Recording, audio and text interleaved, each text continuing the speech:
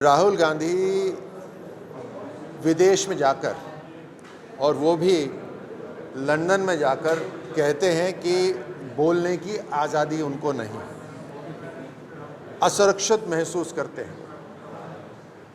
लगातार प्रधानमंत्री जी के लिए जो सिटिंग प्राइम मिनिस्टर हैं इस देश के, उनके लिए कब्र खोदने जैसी बातें, उनको ख़त्म करने वाली बातें करी जाती हैं और वो कहते हैं कि उन्हें आज़ादी नहीं है। इस तरह की आज़ादी होती है बोलने की।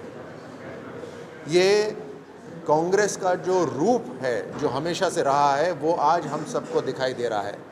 इन्होंने दशकों से जो भारत के ऊपर राज करा, उसके अंदर दंगे कराए, इन्होंने लोगों का सफाया कराया, इन्होंने हर तरह से वो हथकंडे अपनाए हैं जिससे इन्होंने केवल एक परिवार का फ़ायदा करा है और इस देश के अंदर लूट मचाई है।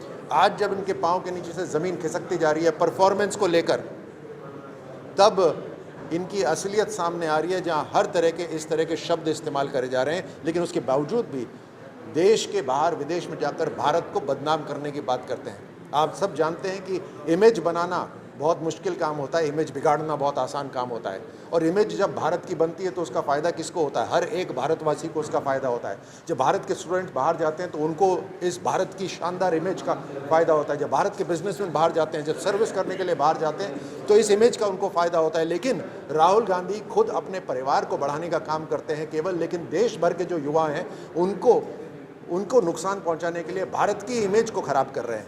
आज़ादी, बोलने की आज़ादी अगर नहीं है तो इस तरह की बातें होती जिस तरह की बातें ये कर रहे हैं।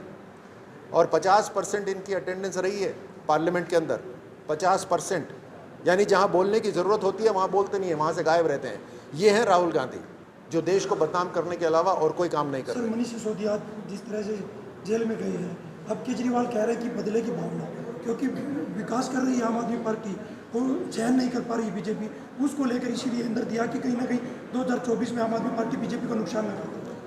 भारत के अंदर मल्टी पार्टी सिस्टम है, यानी मल्टीपल पार्टीज हो सकती हैं, और भारत के अंदर इतने सारे राज्य हैं, पहले से बहुत सारी पार्टियां काम करती आ रही हैं, आज भी अलग अलग पार्टियां सत्ता के अंदर हैं, लेकिन कोई पार्टी चेहरा कुछ और दिखाए और काम कुछ और करे, उसके लिए कानून अलग हो, ये संभव नहीं है।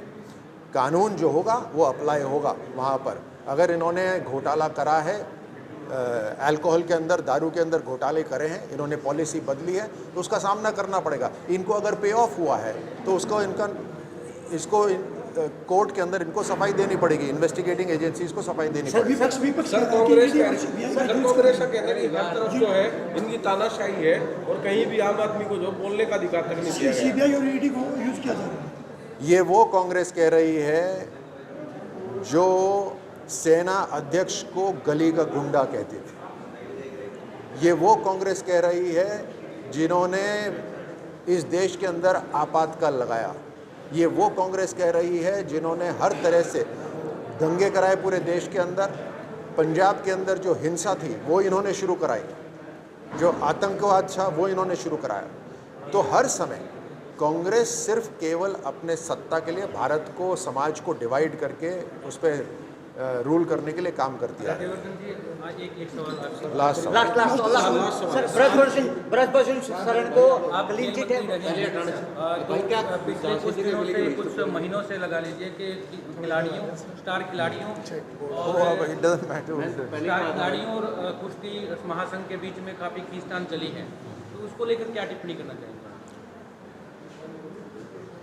भारत सरकार के खेल मंत्रालय ने जो रेसलिंग फेडरेशन है उसमें एक कमेटी को लगा दिया है।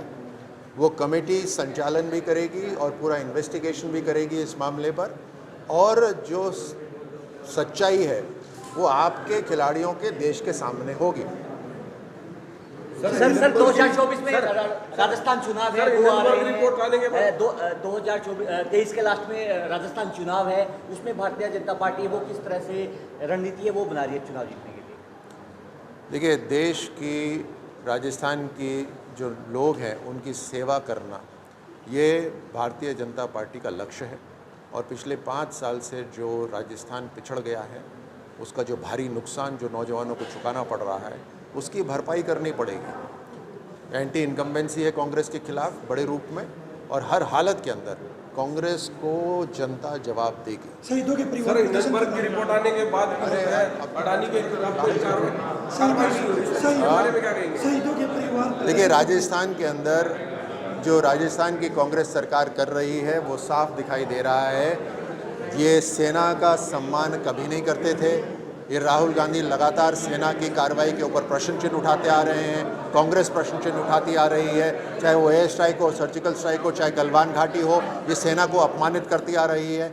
तो राजस्थान के अंदर जो कांग्रेस के मुख्यमंत्री कर रहे हैं वो इससे अलग कहाँ कर रहे हैं? ये इनके खून के अंदर है इस तरह की बातें, वही कर रहे हैं। वीरांगनाओं को सड़क पे घसीटा जा रहा है। आप वो वीडियो देखिए, मैं चाहता हूं कि आप अपने दर्शकों को वो वीडियो दिखाएं जब पुलवामा का हमले के बाद अंत्येष्टि हो रही थी। उस अंत्येष्टि के अंदर राजस्थान में कांग्रेस की सरकार थी और उनके मंत्री वीरांगना को क्या वादा करा था, क्या उन्होंने उनको प्रॉमिस करा था, वो प्रॉमिस झूठा था।